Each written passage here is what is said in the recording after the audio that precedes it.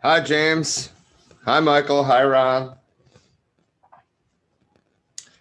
Welcome. Today we are discussing the immigrants of the early 1900s, specifically in the Midwest, and how the ideas that they brought with them impacted the world they were living in, whether that's political systems or local policies or whatever. I'm your host and comrade, Rob. As always, I'm here to host this discussion. Trisha, are you still here?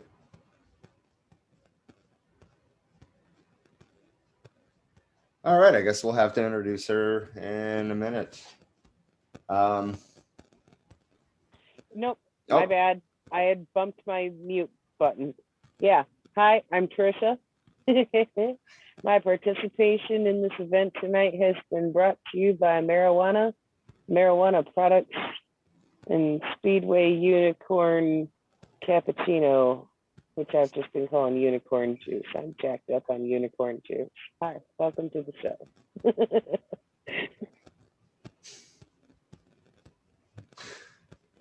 Oh, wow. So a lot of our discussion today is going to be focusing on Milwaukee. That being said, the things that we're talking about weren't just happening in Milwaukee. They just happened to document it pretty well. But to start our conversation today, we're going to go to Milwaukee, and it's kind of notable that the Democratic Socialists made such a big appearance at the 2020 Democratic Convention, given that it's a city with such a long history of socialist government. Actually, I found out in the research for this that Milwaukee had a socialist mayor for 38 out of the first 50 years of the 1900s, and that's kind of incredible. Oh yeah. Anyway, political radicals have been living in Wisconsin since the state was ratified in 1848. We're going to see that year a few times. We're gonna see that a few times throughout the course of discussion today. Sorry, Trisha, I'm sending that to that chat. This is the one that I'm on right now. Okay, back to the conversation. Sorry. Radicalized people have been moving there since the socialist revolutions of the 1848, notably, but the mid 1800s. As these revolutions, failed and right-wing governments took power, a lot of people moved here.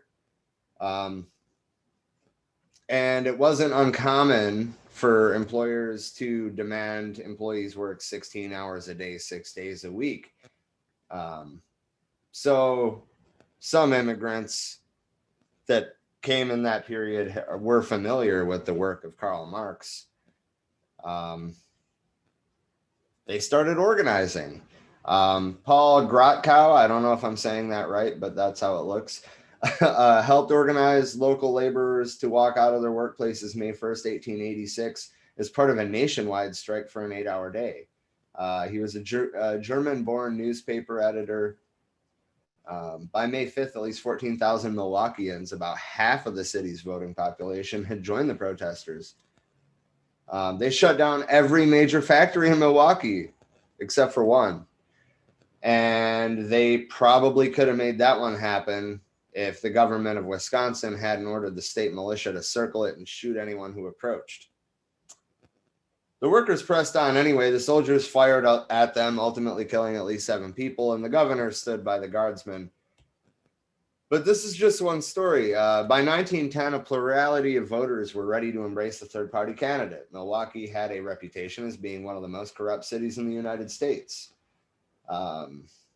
Both Republicans and Democrats were easy to bribe. Voters were sick of it. So when Emil Seidel, who had by then become one of the most outspoken members of the Socialist Party of America, we're going to get into the origins of the party here in a little bit. But he was one of the most outspoken members of the Socialist Party of America, ran for mayor on a promise that he would clean up the city's government, and he was carried into office on a wave of anti-corruption fervor.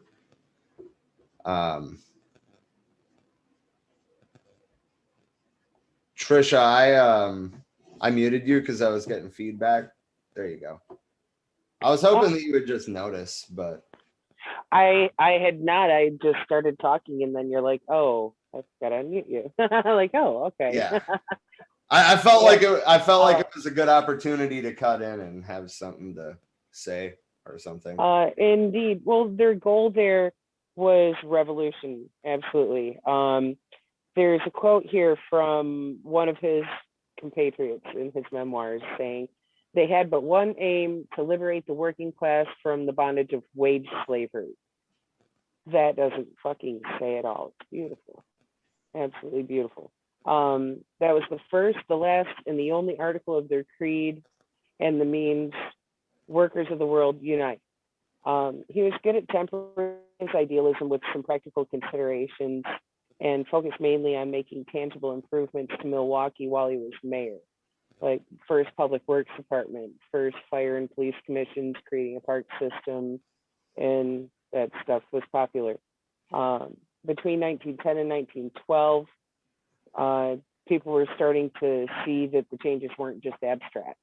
They could see their kids getting vaccinations, free textbooks, parks being built, stuff like that. So this is socialism at work. Absolutely. You know, your tax dollars actually being used to pay for things that help society. Well, the cop part I can put as questionable on the table, but everything else, you know, that was instilled there for Milwaukee, you know, that's good programs. So, you know, it's cool that he inspired people like that. He also raised the minimum wage there. So, yeah, you know. Yeah. And these are very notable improvements compared to what we saw around the country. I mean, they were decades ahead. Right. Absolutely. But a lot of other places, you know, it's saying like, wait a minute, look at what they're doing over there. Seidel, I mean, now what? Now look at how popular those things are. People, you know, absolutely demand that there be nice park systems and, you know, bike paths on their street sides and stuff like that. Here's the roots of it. Right. And Seidel, that is, disrupted politics so much that in 1912, Democrats and Republicans put aside their differences to back the same nonpartisan candidate. So they put up one guy instead of two. you know, but they've been none Right. forever. Come on, let's be real. He was voted out after just 2 years as mayor, but he made a favorable enough impression on the electorate that they continued to vote socialists into office. When Daniel Hone, a socialist who had been serving as a city attorney, ran for mayor in 1916, he beat out both the Democratic and the Republican candidates. And then he introduced public vaccination campaigns, passed legislation preventing raw sewage from entering the public's fucking water supply. And his critics called him a sewer socialist, which, I mean, I wish he was here because he could put it in better words than I could, but Dean has referred to himself as a sewer socialist a couple of times, or being inspired by sewer socialists. This is literally what he's talking about. It was a moniker. Right, like, oh my God, you fucking socialist, you want to not have shit and piss in the street? How dare you want us to contribute tax dollars towards the sewage system? But his critics started calling him a sewer socialist, which was meant to like mock him. But then him and his supporters started taking it as a badge of honor. Like, fuck yeah, I'm a sewer socialist. I don't want shit in my water. Are you fucking kidding me? Right. I would like to drink my water and not shit in the street. Thank you. Yeah. Clean water, please. Clean water is a human right. If you were alive today, absolutely, he'd be a water protector. Oh, absolutely. And okay, so this next line, during Hone's 24-year tenure as mayor, the city won so many national sanitation awards that health department officials eventually barred Milwaukee from competing and instead began printing special certificates to signify that it was in a class of its own. That's fucking nuts. That's fucking nuts. And then he was on the cover of Time magazine in 1936. In 1940, they wrote that under his 24-year administration, Milwaukee became one of the best run cities in the U.S., as opposed to one of the most corrupt when Seidel won his election in 1912. Right. So, I mean, you know, it's almost like socialists aren't the same types of people generally as the Republicans and Democrats are. But anyway. Right. Actual leftists, not what the world sees, or not what America considers, leftist, because from the rest of the world's view, Democrats are centrist, if not centrist to right leaning. Yeah. And I mean, if we really get down to it on a political compass, they're both authoritarian and they're both right-wing parties. Mm-hmm. And I mean, if you don't think that you live in a police state, pull up Unicorn Riot videos from the last 4 nights in Brooklyn Center and tell me we don't live in a police state. For fucking sure. Because, dude, that proves it right there. I mean, how much evidence do we need to see how many fucking years worth of video of cops just downright fucking assaulting protesters for no fucking reason, just because they're like, we don't want you in the fucking street. Well, we don't care. We paid for these. We pay your fucking paycheck. Fuck you, man. That's our right. Yeah, absolutely. Anyway, back to the topic, though. Hone lost his election in 1940, but then another socialist, Frank Zeidler, was voted into office 8 years later and remained mayor until 1960. In his inaugural address, he promised vigorous leadership and action with only one purpose: the public welfare. That should be the only purpose of a government. Right. Exactly, on every level, from local to federal. Exactly. Even the Constitution says that that's what the government's for. I don't know why right-wingers, constitutional fetishists argue that that's not what it's for.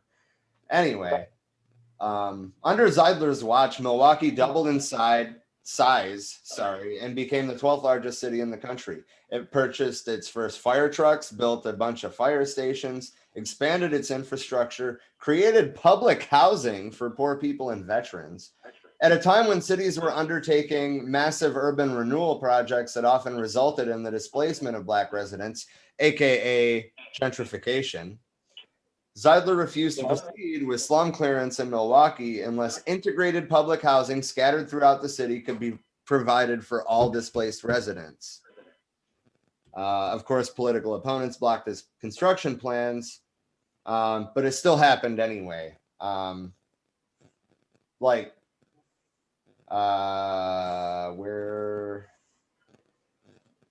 I don't know. Well, I mean, his ability to maintain power throughout the 1940s and 1950s is all the more surprising, considering that in 1946, Joseph McCarthy won one of Wisconsin's Senate seats. In 1950, he delivered a speech that's famous now, in which he, claimed to have a list of 205 known communists who had infiltrated the State Department.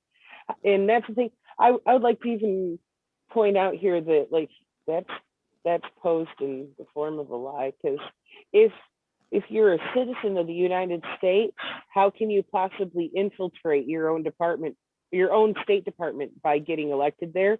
That's not infiltration, that's representation. But anyway, exactly. It sparked some Red Scare, of course. And he didn't back down. Communists and socialists into hiding, but he refused to distance himself. He wouldn't go into hiding, even as his opponents were, doing the whole Red Scare thing, trying to undermine him. They kept going. So that's what the fuck's up.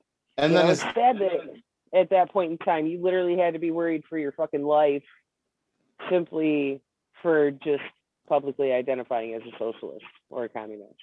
Yeah. And his daughter said we were all called communists, but he still won 3 elections. Right.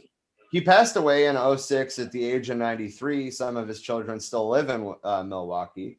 And Jean, which is the daughter that said that quote, served as mayor of Williamsburg, Virginia from 1998 to 2010. She said she always respected her father's integrity and that his political principles informed her own approach to governance. He didn't even really use the quote, he didn't even really use the word politician. He called himself a public servant. He understood what his role was. She identifies as a democratic socialist and says stigma against her father's belief system never prevented her from succeeding. Quote, when people in Williamsburg discovered who my father was, all I would say to them was, people in Williamsburg want the same things that people in Milwaukee want, and that's good schools, good public services, honest and clean governance. Jesus. It doesn't matter if we're called democratic socialists or if we're called something else. Right. Like sewer socialists. Right. Oh, man. Great. But I mean, it kind of. Oh yeah. Go ahead. Sorry. Go ahead.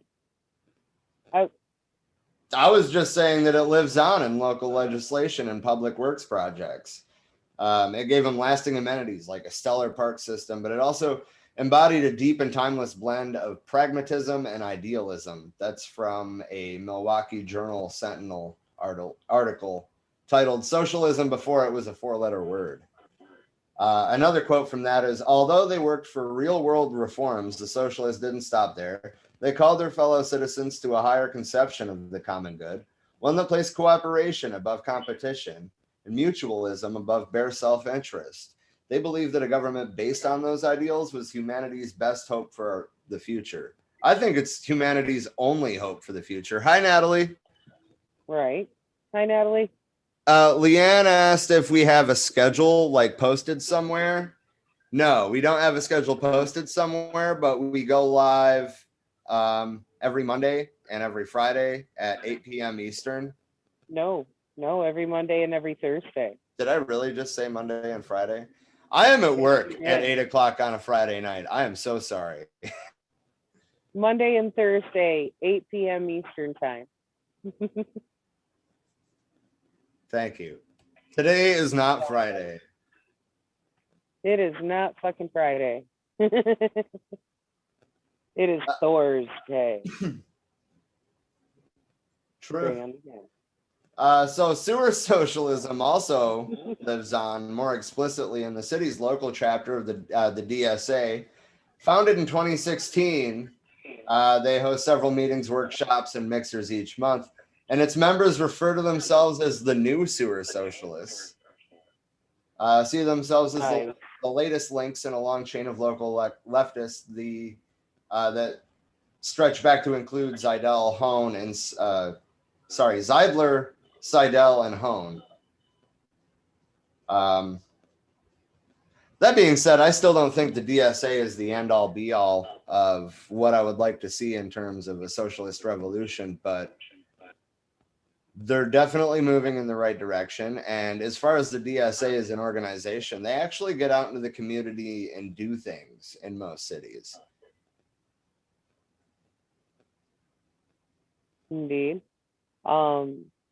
One of the quotes from them is stating that, today they're committed to politics that will radically transform Milwaukee, shifting power in the city from capital to the people.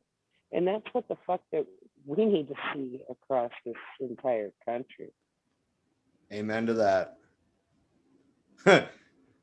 James is giving me shit. He said, off by a day, but I'll watch you again tomorrow if you're on.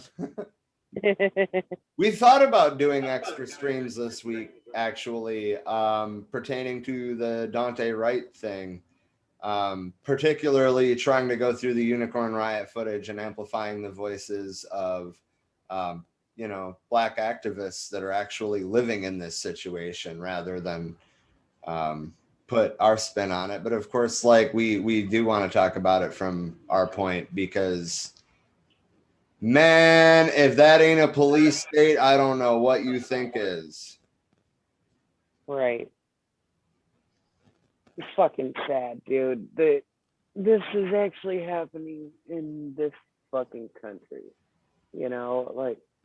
How much more militarized is it if they're trying to, put a city of about 1 million people on a fucking curfew and shit. Get the fuck out of here, big brother. Amen to that. Y'all motherfuckers ain't helping. Y'all motherfuckers are the problem. You ever notice that the right and left seem to have completely different takeaways from books like 1984 and Animal Farm? Because some get fucking inspired and others are like, no. Well, I mean, not even that. According to the capitalists, 1984 was about living in a socialist world, and according to the socialists, 1984 was about living in a capitalist world. And the same thing goes for fucking Animal Farm. I mean, according to this realist, it's about living in a fucking authoritarian world, and that's some shit you can get regardless of what fucking financial system you are under. Right now, we've got capitalism with authoritarianism, and it's a fucking problem. Exactly. And I mean, that's kind of what I was getting at there is man, you'd be pretty hard pressed to find events like that happening in Cuba. I'm just fucking saying. Right. That shit wouldn't fly. That shit would not fly. They would be like, wait a fucking minute. No, we pay your paycheck, and they would understand what that means. Here, they're like, fuck you, I'm the authority.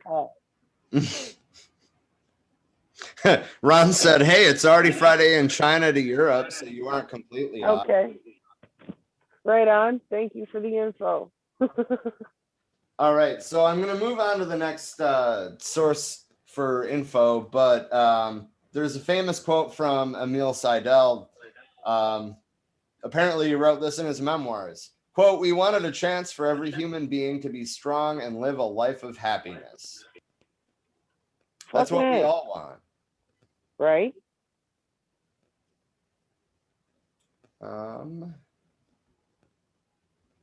I'm going to take a minute here to plug our Patreon because I did not do that at the beginning of the episode like I usually do.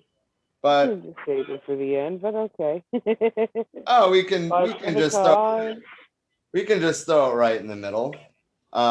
If you like what we do and you want to see us do more of what we do, head over to patreon.com/forweareMany And we are currently working on bonus content for Patreon subscribers. All right, that's my Patreon plug. We don't have Don and Dean, so you know, I can't be like Don with his yo Elon. Oh, actually, he's been sending videos and pictures to Jeff Bezos, and they will stop when he contributes. Elon, well, we're not going to quit busting your balls, but. Indeed. So there's a page here from Indiana Magazine of History from December 1989. And it actually gives a review of a book. So I'm going to plug the book. And I'm going to read that. Well, it's not really a review, I guess, but like a summary. That's a better word for it.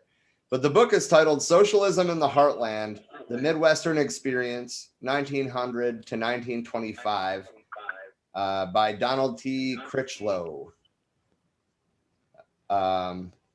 This fine collection of essays analyzes the growth and ultimate failure of the socialist movement in one state, Indiana, and 5 cities: Milwaukee, Marion, Indiana, Flint, Michigan, Dayton, Ohio, and Minneapolis, Minnesota, and one union, which was District 12 of the Illinois United Mine Workers of America. The editor's introduction is a valuable summary of the historiography. I was trying to add another R in there. Of the subject and guide to the significance of each of the essays. In the Socialist Party in Indiana, 1900 to 1925, James R. Simmons notes, that's another book, notes the Socialist Party's electoral successes in a score of Hoosier small and mid-sized town and cities, and its critical failure to attract support in the rural areas and larger cities of the state. In those cities where the party had a brief tenure of power, the limitations on home rule noted in several of the essays narrowly defined the areas in which socialist reforms might be carried out. Simmons recounts the impact of World War I's loyalty frenzy and the post-war reactionary cycle on the Indiana Socialist Party, and raises the provocative possibility, also raised in other essays, that during the 20s, the enfeebled party lost members to the rising KKK, which was nowhere stronger than in Indiana, with its own agenda of quote-unquote reform. So before I get too much further, I want to say that we're also going to be talking about the loyalty frenzy in World War I, widely known as the First Red Scare. Are you saying it's another parking lot issue, or you want to throw that in on? Oh, no, it's part of this. Okay. All right. So I just realized that I didn't send you that last link. There we go. Dankeschön. That's the one that I'm going into now. We talked a little bit about Daniel Hone. He was the second. He's the guy that was mayor of Milwaukee for 24 years. He was born in Waukesha, Wisconsin, and in 1881. He left school early, but he studied at evening classes, and in 1908 qualified as a lawyer.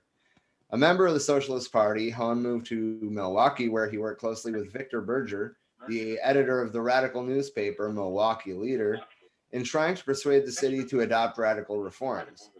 This included municipal ownership of utilities, urban renewal programs, and free legal, medical, and educational services. That's what's up. Yeah, that sounds still a lot like what we're trying to get accomplished today. Right. Sadly, here it is over 100 years later, and we're still fighting for the same thing. Yeah. It's like they thought throwing a Band-Aid on a bleeding artery would do it, of there being projects for urban renewal programs that ended up, creating worse issues for people to have to deal with when living in there. As far as the free legal, good luck.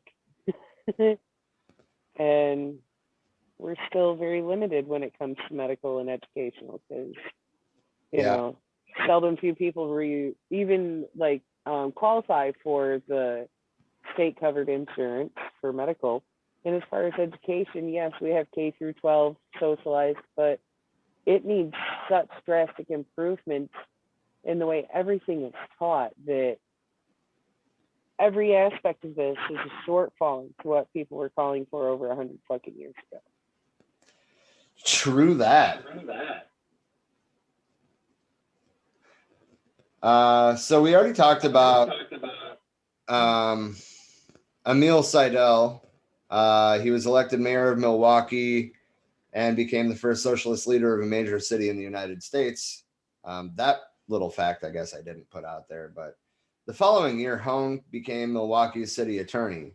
In the next 6 years, he clamped down on corruption of public officials.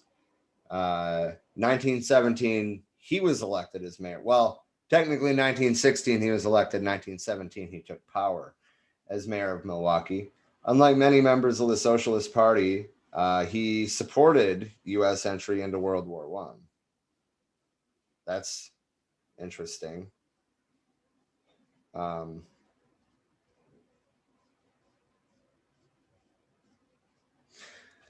So a lot of socialists in World War I did not support the war, and that's where the first Red Scare came from. They tried to intimidate everybody into being loyal to their country, basically, just like they did to you and I after 9/11. Yeah, he remained mayor for 24 years, which is the longest continuous socialist administration. And I'm sorry, Trisha, I muted you because it was echoing. That's all. You can unmute and talk.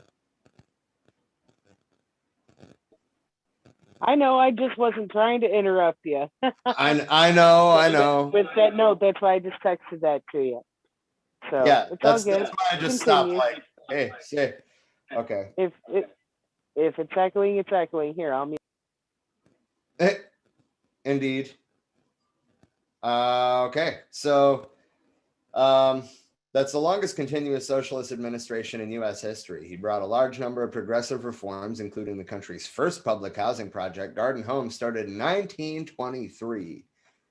Hone also led the successful drive towards municipal ownership of the stone quarry, street lighting, sewage disposal, and water purification. He developed a reputation for honest and efficient government. And in 1999, Melvin Holley, the author of The American Mayor, and a group of experts on local government voted him as the 8th best mayor in U.S. history. I probably vote him number 1, but I don't know who the other 7 are, so I can't say that.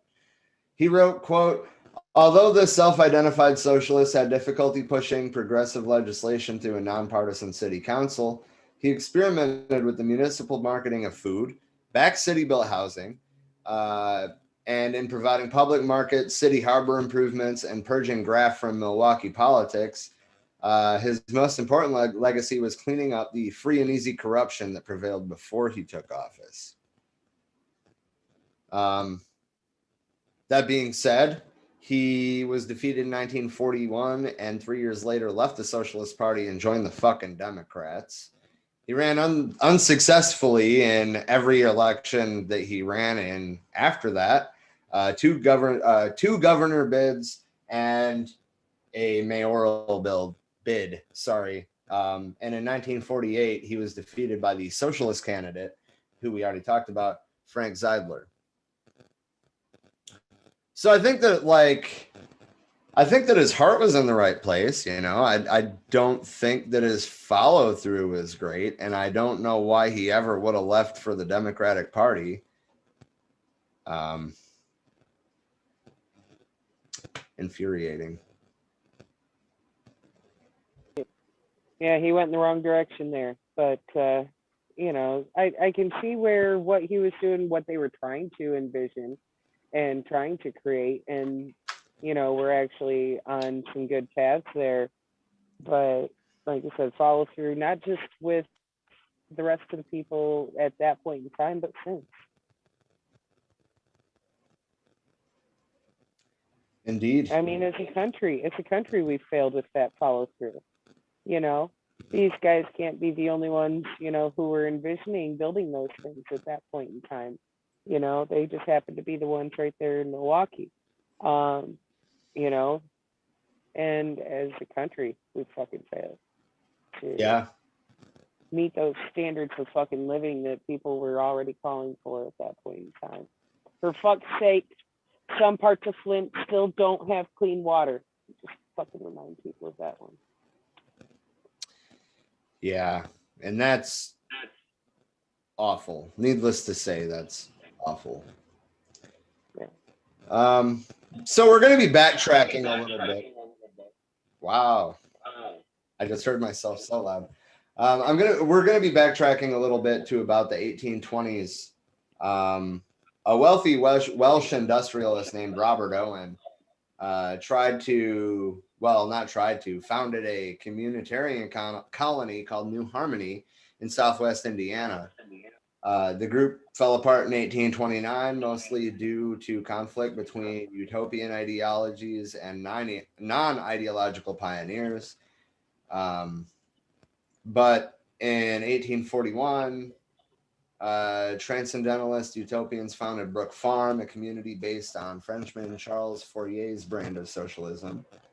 And that's an important thing to note, too, is that there is a million fucking different types of socialists. And I think a lot of people forget that. Anyway, Nathaniel Hawthorne was a member of the short-lived community, and Ralph Waldo Emerson had declined invitations to join. They had trouble reaching financial stability. All hope for its survival was lost when the expensive Fourier-inspired main building burnt down while still under construction. The community dissolved in 1847.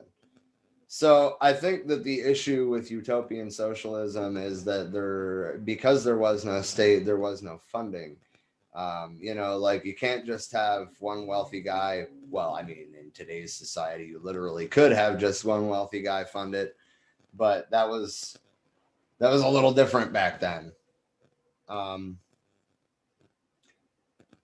Anyway, but that was also in the same neck of the woods. So I guess now we're going to move on to early Marxism. There was a lot of German immigrants who arrived in the U.S. after the 1848 revolutions in Europe brought socialist ideas with them. So, excuse me. The revolutions of 1848, known in some countries as the Springtime of the Peoples, were a series of political upheavals throughout Europe in 1848. So there was uprisings in Italy, France, Germany, Denmark, Hungary, Sweden, Switzerland, Poland, Romania, Belgium, Ireland, Spain, and in parts of Latin America. I didn't realize that was. I know that a lot of the immigrants that we're going to be talking about specifically came from Germany, Denmark, and Sweden. That being said, I didn't realize that all of Europe was in a state of unrest in 1848. Spring of the Peoples, as it's known in some countries. Anyway, so a lot of people that left these countries after these revolutions failed came to America trying to find a new life or whatever, and they brought knowledge of Karl Marx with them. Joseph Weidemeyer, a German colleague of Karl Marx who sought refuge in New York in 1851 following the revolutions, established the first Marxist journal in the United States, Die Revolution, but it folded after 2 issues. So a larger wave of German immigrants followed in the 1870s and 80s, including social democratic followers of Ferdinand Lassalle. He regarded state aid through political action as the road to revolution and opposed trade unionism, which he saw as futile. Wow, that could probably be a fucking parking lot episode. Believing that according to the iron law of wages, employers would only pay subsistence wages. They formed the Social Democratic Party of North America in 1874, and both Marxists and Lassalleans formed the Working Men's Party of the U.S. in 1876. When the Lassalleans gained control in 1877, they changed the name to Socialist Labor Party of America. However, many socialists abandoned political action altogether and moved to trade unionism. Two socialists, Adolf Strasser and Samuel Gompers, formed the AFL in 1886. So, like I said, we backtracked a little bit, but all of this is relevant because the same wave of predominantly German and Swedish immigrants already had a collective mindset. They already had Marxist ideals. And as soon as they got off the boat, they started organizing. And that's what we all need to do today. That's what we have lost as a society. We don't want to talk to our neighbors anymore because we don't like them. But these people moved to a country where they literally knew nobody and organized their communities. I think that that's inspiring in and of itself.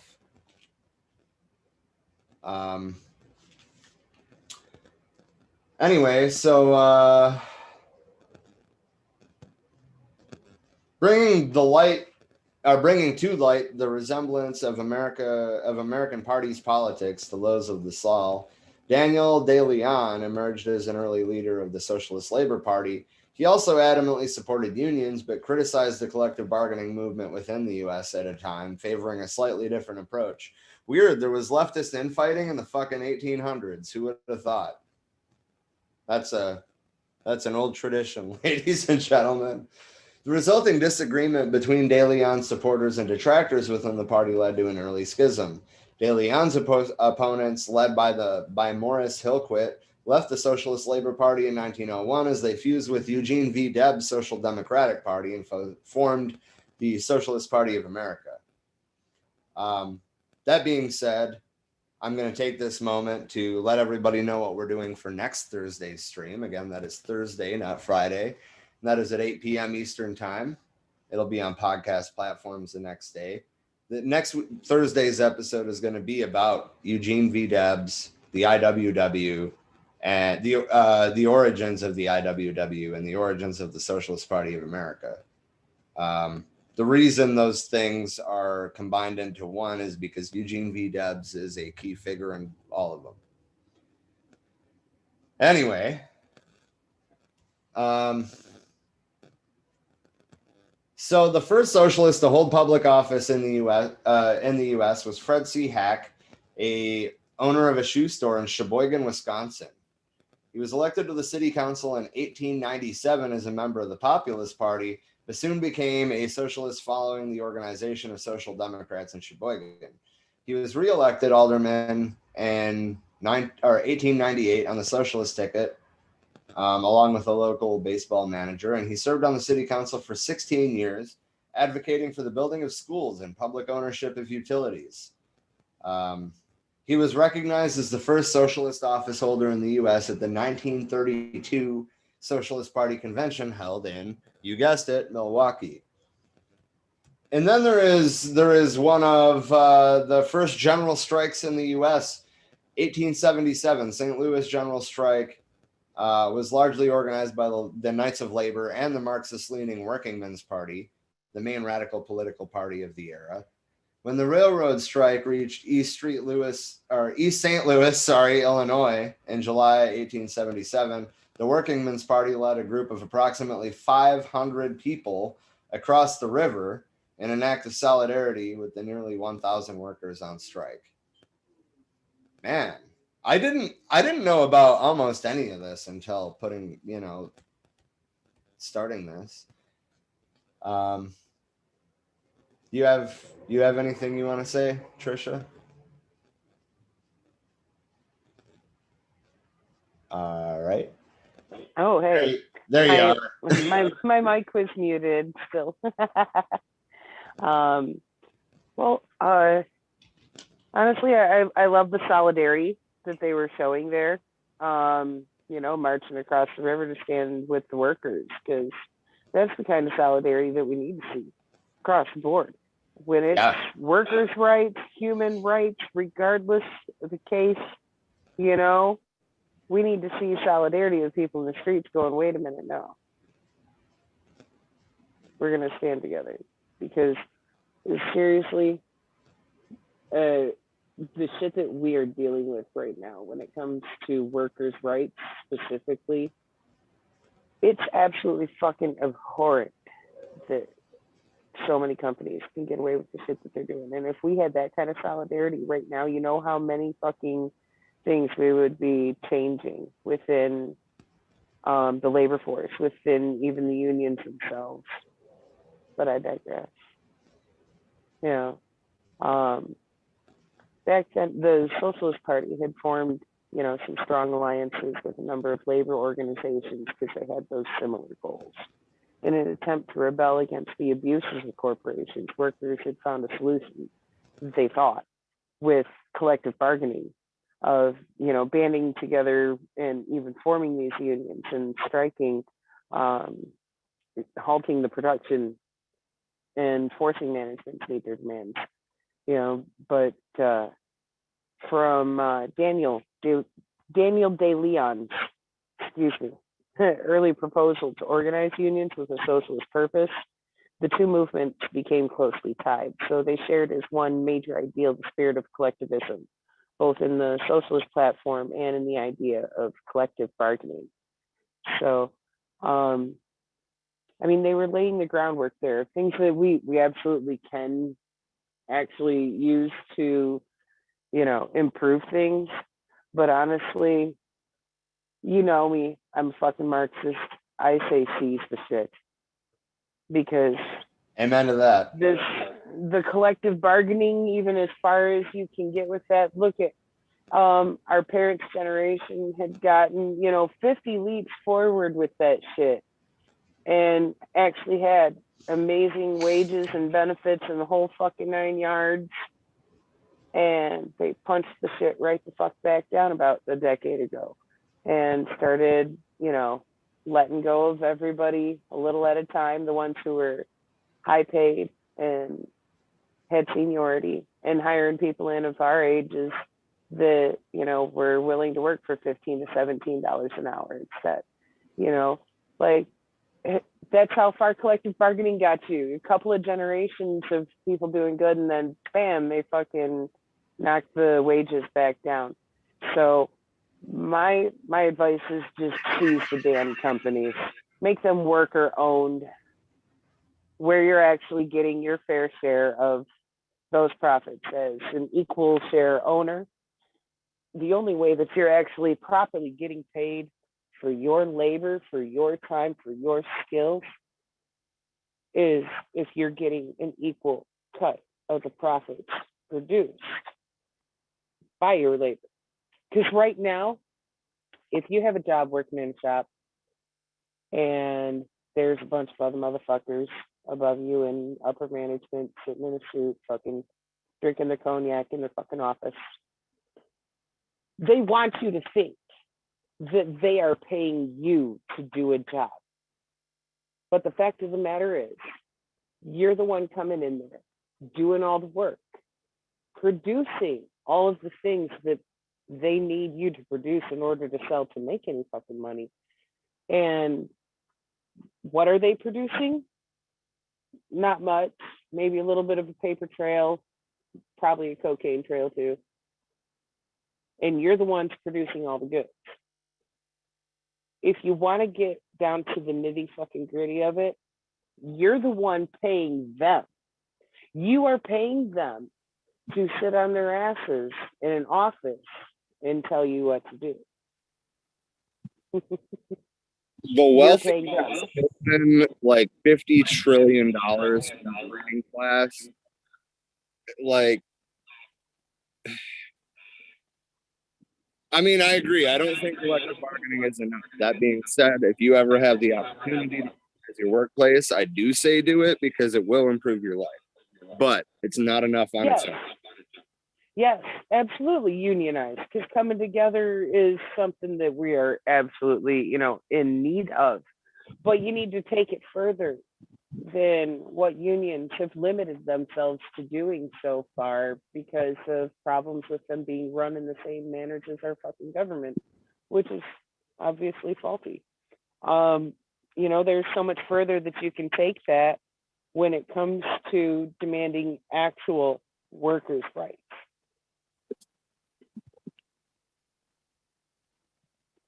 I don't know, me personally, I would never even fuck around with a company that is not a fucking owner operated co-op. Won't do it. I refuse. I have had so many fucking jobs in my life where I was busting my ass so that somebody else could get rich while trying to tell me I should be thankful for the pittance that I get that is a fraction of the wealth produced by my time and my labor and my skills. So I wouldn't even fuck around with anything that isn't. But I encourage those who are already working in those vicinities, in those shops, in those stores, etc., seize the motherfucking means by any means possible, because fuck being exploited.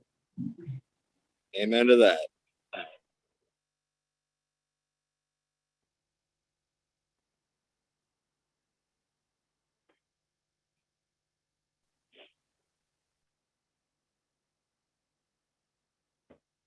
Anyway, I mean, back to the things that brought us to this point and built it where there's even a fucking voice for American workers.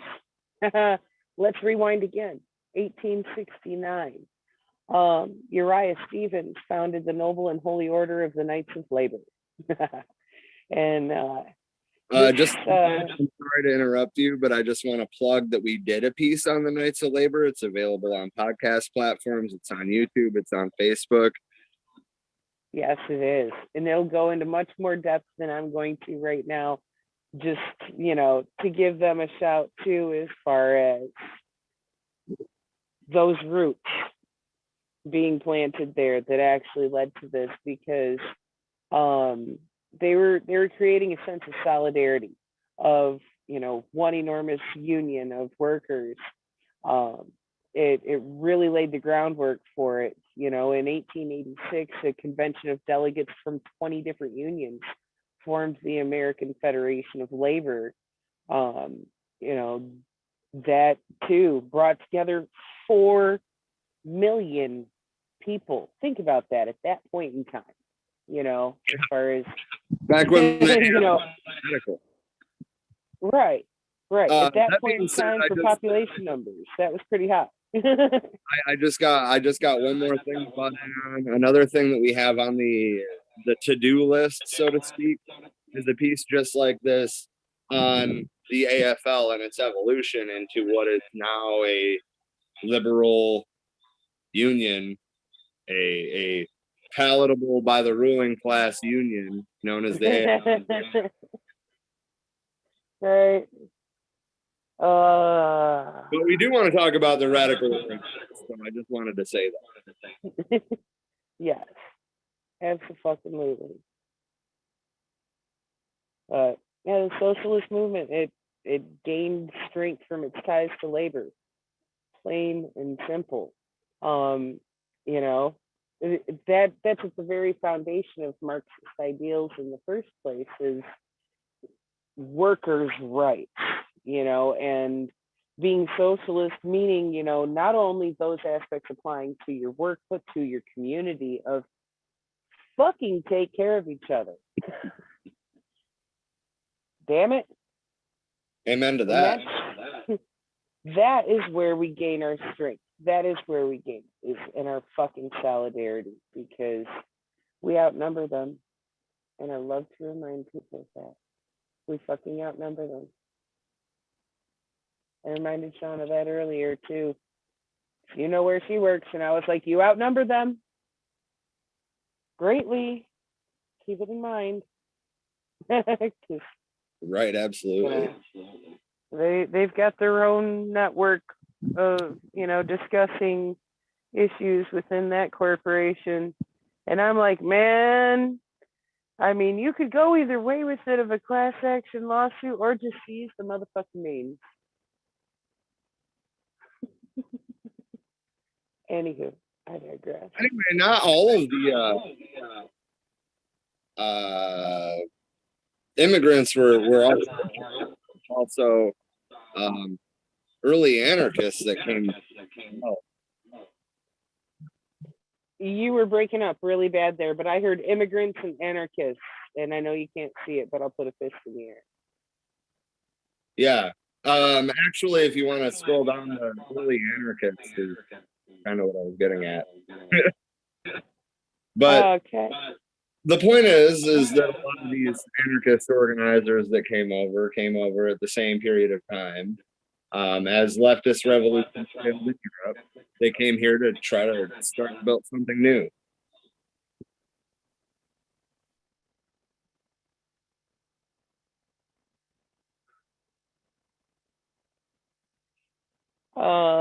In which point I'll take a moment to also plug our Haymarket Square piece on what happened in Chicago there, because that was 7 anarchists, 6 of whom were German, that got sentenced to death with no evidence. None. And if I remember correct, weren't the others sentences overturned? Yeah, The ones some who of weren't put to death? them were overturned before they were carried out, but some of them were not. Right. 7 of them were put to death. Simply for demanding a fucking 8-hour day in all trades. Yep. Which, I mean, that was huge at the time. Right? I mean, at that point in time, they were being stressed to the max with the number of fucking hours everybody was being forced to work. It was horrendous. You didn't have enough time to fucking live. Right. Who the fuck wants to live to work? No, work to live. Damn it. Yeah, I mean, they were working 16-hour days, fucking 6 days a week. Right. Like, how the fuck do you even survive that? I mean, it's insane. It's insane, the shit that people used to deal with. So, but I don't know. When I look at people today too, it's also one of those things. It's like, man, if nobody ever told you that it was fucking normal, if nobody like indoctrinated you into thinking that this was fucking normal by raising you in this shit, if you were just existing happily doing your own fucking thing and somebody told you that you needed to work 40 hours a week to justify your existence and so that somebody else could make the majority of that money and keep it for themselves, you'd be pissed. Like, who the fuck are you? What are you talking about? No, I don't. You know, we are the only species that pays to exist. Just point that out. So frustrating. Like, if it wasn't for, the exploitation of work happening in so many different facets, we wouldn't have to have conversations like this. We wouldn't have to have unions. We wouldn't have to worry about seizing the means. But I'm stoned and I digress. Right, the means would be ours. Right. Fuck. I also encourage entrepreneurship on that note.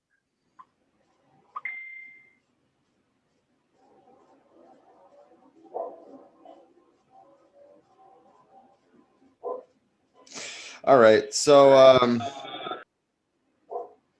let's see. Oh, my dogs are barking. That's great. So American anarchist Ben Tucker focused on economics, advocating what he called anarchistic socialism, or as it's known today, anarcho-socialism. Adhering to the mutualist economics of Pierre Joseph Proudhon and Hosea Warren, while publishing his eclectic, influential publication Liberty. Two individualist anarchists who wrote in Benjamin Tucker's Liberty were also important labor organizers of the time. And sorry, those dogs are really distracting. Joseph Labadie was an American labor organizer, individualist anarchist, social activist, printer, publisher, essayist, and poet. Without the oppression of the state, Labadie believed humans would choose to harmonize with the great natural laws without robbing their fellows through interest, profit, rent, and taxes. However, he supported community cooperation as he supported community control of water utilities, streets, and railroads. Although he did not support the militant anarchism of the Haymarket anarchists, he fought for clemency for the accused because he did not believe that they were the perpetrators. In 1888, Labadie organized the Michigan Federation of Labor, became its first president, and forged an alliance with Samuel Gompers. Dyer Loom. Okay, so like essentially it's going through a bunch of names. We don't need to know all of the names. The point though is that early anarchists, there had already been anarchist and anarcho-communist roots built through the country by do you hear Mario howling with the fire truck? I don't know. Anyway. Yes, I do. Isn't he adorable? Man, he's the cutest. Anyway, by the 1880s, anarcho-communism had reached the U.S. and can be seen in the publication of the journal Freedom, a revolutionary anarchist communist monthly by Lucy Parsons and Lizzie Holmes. Parsons debated in her time in the United States with fellow anarcho-communist Emma Goldman over the issues of free love and feminism. But most anarchist publications in the US were in Yiddish, German, or Russian. So, I mean, if that doesn't prove the point that we're trying to make here. But Free Society was published in English, permitting the dissemination of anarchist communist thought to English-speaking populations.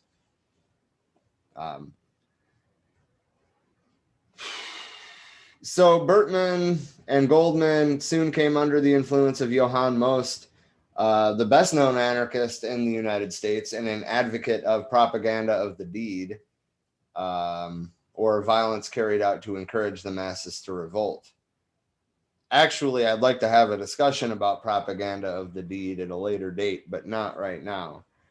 That being said, now we're getting into okay, so actually, I'm going to rewind a little bit. The reason I wanted to do anarchism first is because the last part about the ties to labor, we're talking about anarchists primarily, because anarchists were the ones that at the time that were willing to break the law or risk punishment to see their goals met. Not to say the socialists didn't too, they did, but not as early as the anarchists. But due to military strikes, National Guard arrests, these types of things happening, union members were afraid to strike. The military saw strikers as dangerous insurgents, intimidated and threatened them. These attitudes were compounded with a public backlash against anarchists. As public opinion of strikes and unions soured, the socialists often appeared guilty by association. They were lumped together with strikers and anarchists under a blanket of public distrust. And that takes us into the first Red Scare, in my opinion, better than the original liner. But Victor L. Berger ran for Congress and lost in 1904 before winning Wisconsin's 5th congressional district seat in 1910 as the first socialist to serve in the Congress. So Congress has had socialist representation before, even if it was only a small percentage. And that seems to be the hurdle that we can't, well, I can't say that. We still have Bernie, but I don't know. I guess I've grown away from Bernie since the end of his 2020 campaign. But he's still fighting the good fight, so I don't have anything bad to say. I've just gone further left. So he focused on issues relating to the District of Columbia and also more radical proposals, including eliminating the presidential veto, abolishing the Senate, and the socialization of major industry. Berger gained national publicity for his old age pension bill, the first of its kind introduced into Congress. Less than 2 weeks after the Titanic disaster in 1912, Berger introduced a bill in Congress providing for the nationalization of radio wireless systems. A practical socialist, Berger argued that the wireless chaos which occurred during the Titanic disaster had demonstrated the need for a government-owned wireless system. Outside of Congress, socialists were able to influence a number of progressive reforms, both directly and indirectly on a local level. And again, Berger is an Austrian American. He is an immigrant from the same regions of Europe that we were talking about, that came here during this time and founded the Social Democratic Party of America and its successor, the Socialist Party of America. Anyway, socialists met harsh opposition when they opposed American entry into World War I. In retrospect, I do tend to think that World War I was a war of imperialism. It was a war of colonialism, seeing the end of its reign, and imperialism, or, I mean, I guess it's still a colonialism in a sense, but I don't know. The point is that it was a war of money, and the socialists all around the world opposed it, and that sparked the first Red Scare. On April 17th, 1917, the day after Congress declared war on Germany, an emergency convention of the Socialist Party took place in St. Louis. It declared the war a crime against the people of the United States and began holding anti-war rallies. Socialist anti-draft demonstrations drew as many as 20,000 people. In June 1917, President Woodrow Wilson signed into law the Espionage Act, which included a clause providing prison sentences of up to 20 years for whoever, when the United States is at war, shall willfully cause or attempt to cause insubordination, disloyalty, mutiny, or refusal of duty, or willfully obstruct the recruiting or enlistment of service of the United States. If that wasn't put in there to keep the military machine fed. Anyway.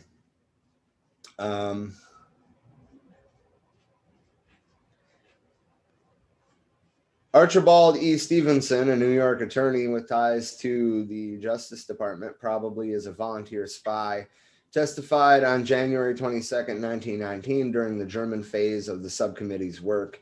He established that anti-war and anti-draft activism during World War I, which he described as pro-German activity, had now transformed itself into propaganda, developing sympathy for the Bolshevik movement. Yeah, they were implementing socialism. Duh. Sorry. Anyway, the United States' wartime enemy, though defeated, had exported an ideology that now ruled Russia and threatened the United States anew. Quote, the Bolshevik movement is a branch of the revolutionary socialism of Germany. It had its origin in the philosophy of Marx, and its leaders were Germans. After visiting 3 socialists imprisoned in Canton, Ohio, Eugene V. Debs crossed the street and made a 2-hour speech to a crowd in which he condemned the war. He sat a 10-year prison sentence for that speech, actually. I believe that we will have video of reenactment of a portion of that speech during the Debs episode. But yeah, anyway.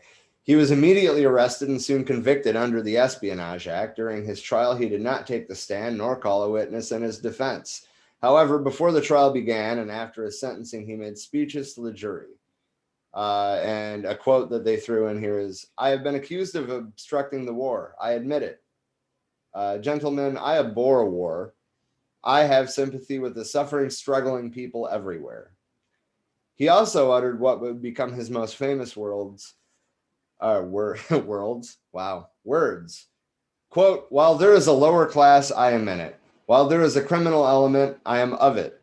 While there is a soul in prison, I am not free." He was sentenced to 10 years and served 32 months until President Warren G. Harding pardoned him. I didn't realize that he was pardoned. I thought he sat the whole 10 years. But either way, he ran a presidential campaign from prison.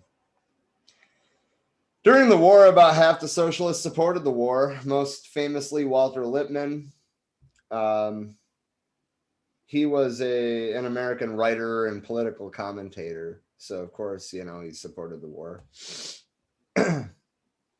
But anyway, the other half were under attack for obstructing the draft, and the courts held that they went beyond the bounds of free speech when they encouraged young men to break the law and not register for the draft. Howard Zinn, historian on the left, I would assume that everybody that's hearing my voice is familiar with Howard Zinn. If not, become familiar with Howard Zinn. The patriotic fervor of war was invoked. The courts and jails were used to reinforce the idea that certain ideas, certain kinds of resistance could not be tolerated. That's, I think, what we saw after 9/11. Police state. Yeah. The government crackdown on dissenting radicalism paralleled public outrage towards opponents of the war. Several groups were formed on the local and national levels to stop the socialists from undermining the draft laws. Check out these names: the American Vigilante Patrol, a subdivision of the American Defense Society, was formed with the purpose to put an end to seditious street oratory. The American Protective League was a new private group that kept track of cases of disloyalty. It eventually claimed it had found 3 million such cases. Even if the figures are exaggerated, the very size and scope of the league gives a clue to the amount of disloyalty.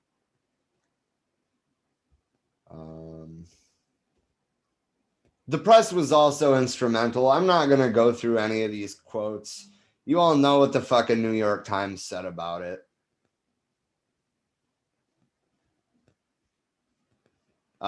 Internal strife. Oh, actually, hold on. I missed a spot. 1919, 35,000 shipyard workers in Seattle went on strike seeking wage increases. They appealed to the Seattle Central Labor Council for support from other unions and found widespread enthusiasm. Within 2 weeks, more than 100 local unions joined a call on February 3rd for a general strike to begin on the morning of February 6th.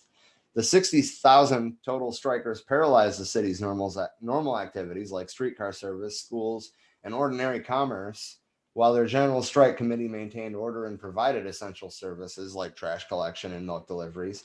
So they didn't just strike, they showed that the system was not necessary.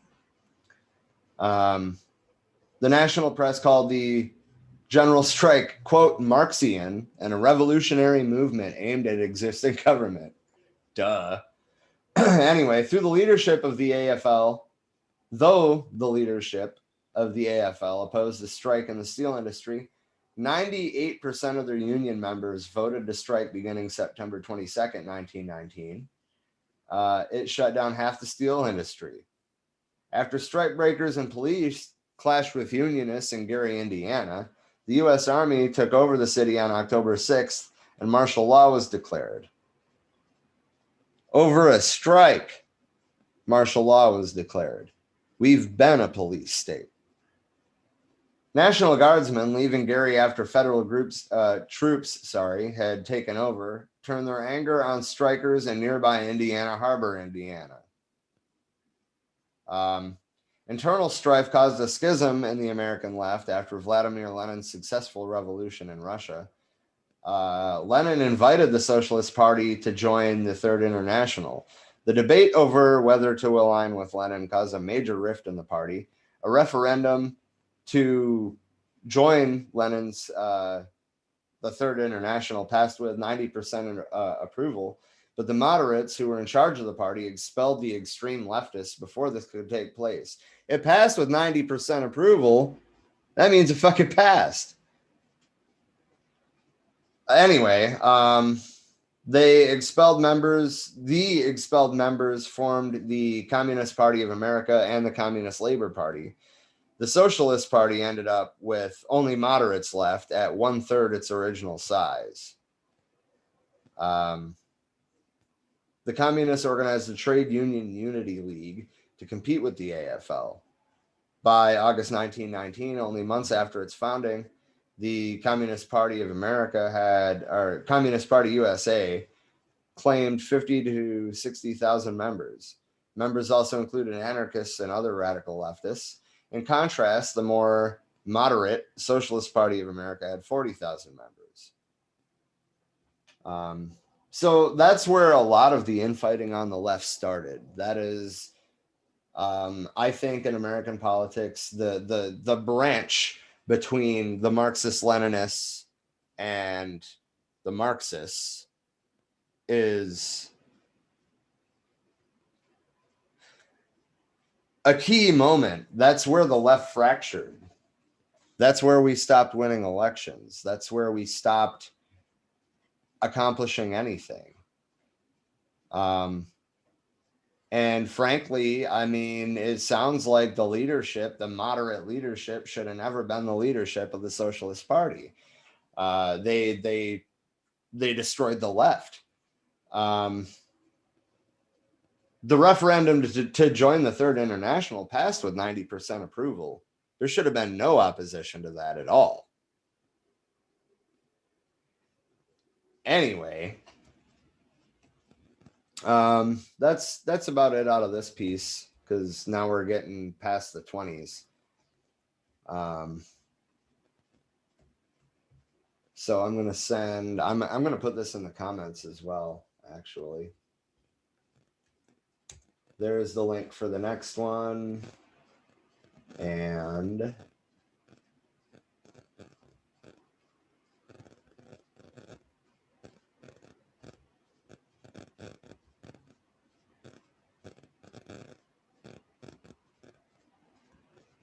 there we go.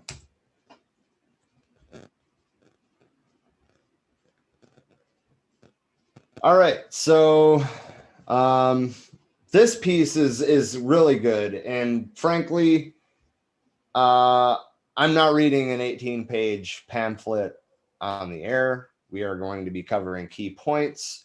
I put the link in the comments, so if anybody wants to follow along, they can. Or not necessarily follow along, but read it on their own, I guess is what I'm getting at. The earliest period of socialism in America was between 1776 and 1824, when the communistic ventures of the Shakers, Rappites, and Zoraites had the entire field to themselves.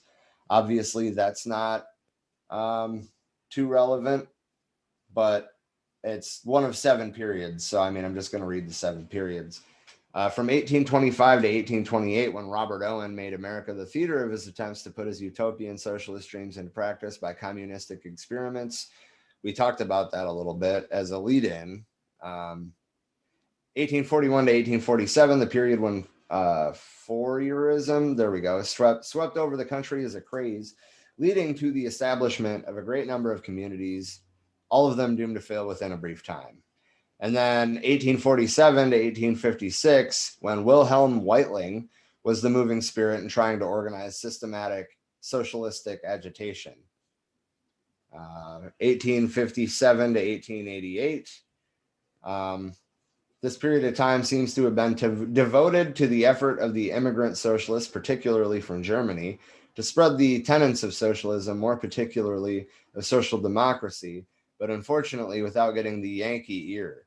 it was during this period that the socialist Turner societies flourished.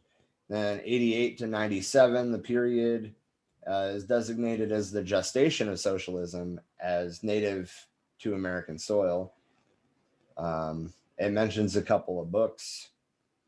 From 1897 down is the period which American socialism, having chipped the shell, first asserts itself as a force in American politics through the formation of the Social Democracy of America, the Socialist Labor Party, and by its transplanted methods having failed to reach the American ear.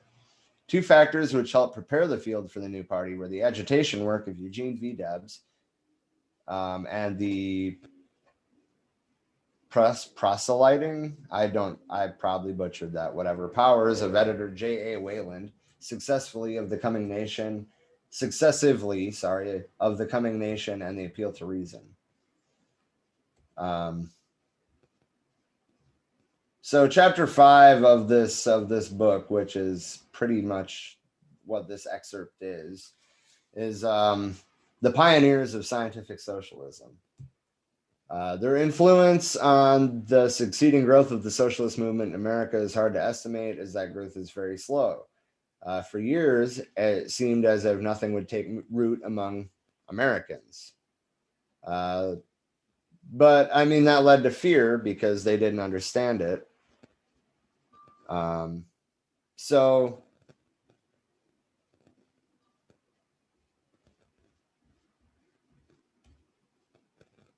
in the spring of 1852, Joseph Weidemeyer, a friend of Karl Marx, began to disseminate the teachings of Marx and Engels as set forth in the Communist Manifesto.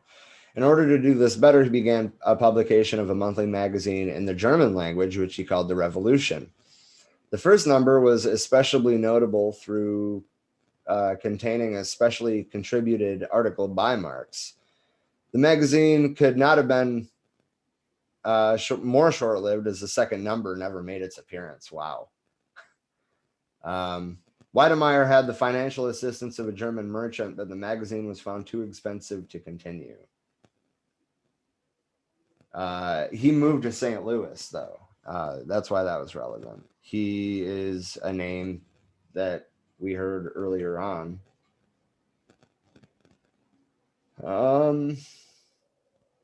So this is kind of like branching out from the Midwest at this point. A club of communists was founded in 1857 in New York by German revolutionists of 1848.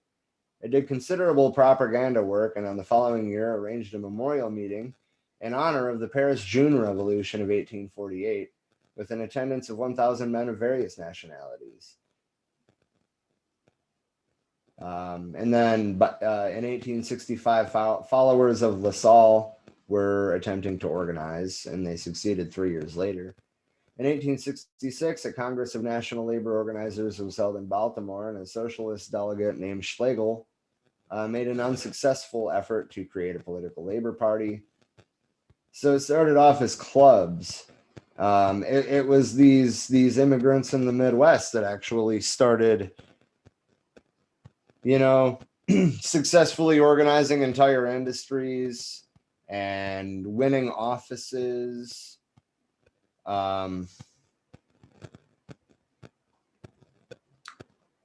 So the year 1871 was notable for the arrival of a number of French refugees. The Paris Commune having just been suppressed. We'll eventually do a piece on that too.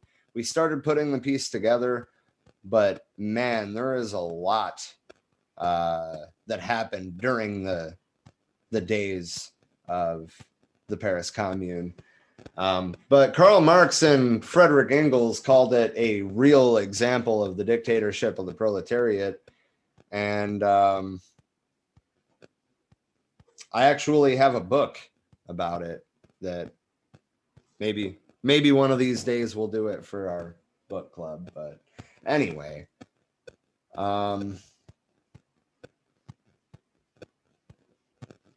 I'm still back in the 1870s. We already talked about this.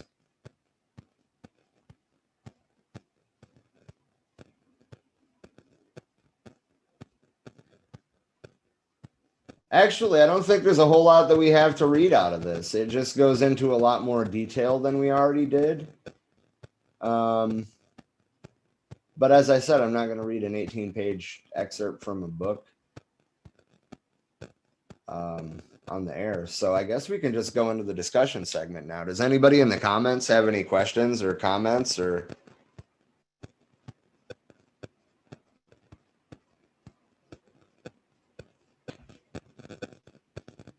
You're still muted, Trisha.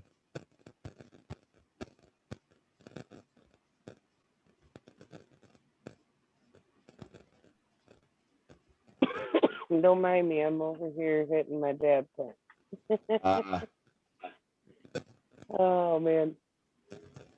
I also don't think, I think I need to refresh my stream on the phone because oh, hey, that's exactly what happened.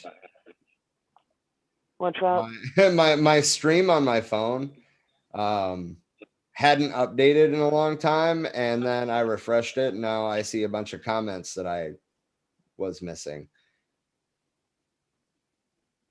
Sorry about that, guys. There's the link. Emily apologized for a loudmouth dog, but we already established that he's adorable. James said they sicked the army on them. And yes, James, they literally sicked the army on Union strikers. But the point of the episode was to talk about the influence that these German and then later Swedish and French immigrants had on America. They brought these ideas, socialism and anarchism and communism. They brought these ideas from Germany and Sweden and France and wherever else. Jewish people were mentioned in there too. Of a lot of those pamphlets being published in Yiddish. Yeah. Well, I mean, Karl Marx was a Jew. Right. Why do you think Hitler tried to paint the Jews as the enemy? Did I say the Hitler? Whatever. I don't know. Anyway, it can be the Hitler because it was a horrible excuse for a person. Yeah, fuck that guy. Not with your pussy or your penis. No, he fucked himself with a bullet. True. Yeah. Face fucked himself. Yeah. Well, I mean, can you imagine how much worse it would have been if the fucking Russians got him? I think they would have had fun with his ass. I think it would have been a lot like Benito Mussolini's execution.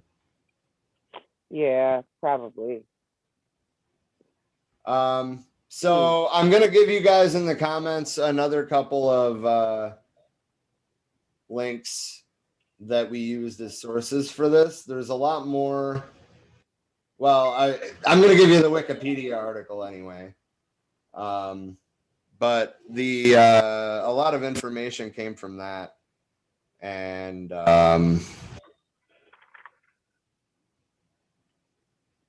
hold on, I'm copying the link. There we go. A lot of information came from that, but there's a lot more in there than what we talked about. But I guess that brings us to the discussion time. So if anybody has any questions or any comments, or Trisha, if you have anything you want to talk about. I'd just like to point out that at least from where I'm sitting, it appears that as all of these people were fucking leaving Europe en masse because they'd had enough of the bullshit over there. They came here with these ideals going, okay, America's supposedly been talked about so much as being this land of opportunity. And they saw opportunity to bring an actual fucking left here. Yeah. And, I think that's something that needs to continue to fucking grow, obviously. But what they were trying to build, what they were restricted from being able to build that would actually produce a happy life. Produce at least even, reasonable fucking working circumstances and things. This is supposed to be the place that was promised to be able to happen. Not somewhere to forever be fucking governed by capitalist rule that only serves to further exploit us. Shit like this is exactly why our very base laws of the Constitution are written the way that they are, for it to be a fluid fucking document, to be able to change with the times and with what the people's needs are. And that's something that you don't see in the places they were coming from, or at least you didn't at the time. The places they were coming from had such severe restrictions of like, no, you shut the fuck up, do what it's told, or you're gonna get a firing squad. Like, fuck off. You know, these are things that we are still yet to fully bring to fruition here, but they're actually gaining some momentum because people are finally waking the fuck up and seeing how brutal and exploitative capitalism truly is. I don't know, it's nice to look to our roots to see where these things come from and how we can do better. That's all.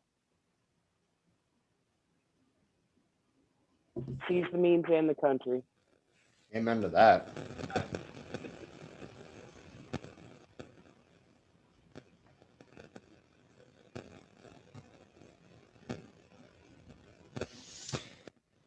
All right, so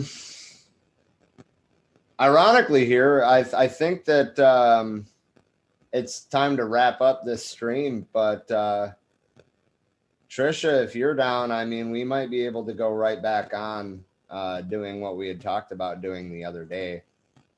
I just want to end this first because I want to be able to, you know, put it on podcast platforms as its own thing. Okay, sounds good with me. Are we going to do that one live as well, or are we just going to pre-record? No, we'll do it live, but I'm going to have 2 YouTube windows open because I'm going to be looking for interviews in old footage while we're watching what's happening live. Okay. All right, I was going to say let's take a few minutes for a break, Yeah. but if you're going to cut right into the live No, Unicorn Riot, then well, that's we can cool. still take a break. I can start the stream and we can, like, I mean, Okay. we can start the stream when we come back. Okay. Sounds good. All right, I'll still stay on the line, but I'm going to hit mute on my mic. As for now, thank you everybody who has joined us for this, you know, episode of exploring our leftist roots. And join us next Thursday for an episode on Eugene V. Debs / the IWW / the Socialist Party. Fuck yes, absolutely. We love you. It won't be so much the Socialist Party because we talked about that a lot today. We really did more than we realized. I think we were going to, because of right. just the influences that all these immigrants had. You know, it's a beautiful thing. See, this is why we don't need a fucking border wall. We need to bring people in from all over the place with new ideas and ways to improve life for everyone. And I'll just leave that one at that. Fuck the border. It's an invisible line. Indeed. Everybody else, you guys have a great night. As always, Indeed. It's been great. Absolutely. And if you're down to still hang, join us back here in a few minutes for some live coverage of what's going on in Minneapolis right now. We'll be back. That was a good Terminator voice. Yeah, it even echoed back at me. Right. And at me. I got that in surround.